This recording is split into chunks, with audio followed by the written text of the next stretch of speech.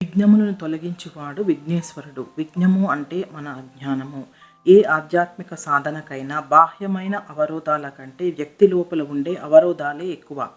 కొన్ని సంవత్సరాల యోగ సాధన చేసిన వారికైనా లోపల ఉన్న శత్రువులు, కామము, అహంకారము, ధనాశ, కీర్తికాంక్ష ఏదో ఒకటి వాళ్ళ పతనానికి కారణమవుతాయి. కావున సాధకులు ఎటువంటి విఘ్నములు, అడ్డంకులు లేని సాధన కొరకు ఆ విఘ్నేశ్వరుని ధ్యానం చేయడం వలన వాళ్ళు ఆ అడ్డంకులను తొలగించుకోగలుగుతారు.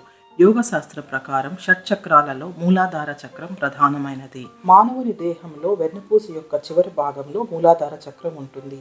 ఇక్కడ శక్తి మనకు స్థిరత్వాన్ని, భద్రతని ఇస్తుంది. కుండలిని శక్తికి సంరక్షకుడుగా మూలాధార చక్రంలో విఘ్నేశ్వరుడు పృథ్వీతత్వంతో కూడి ఉంటాడు.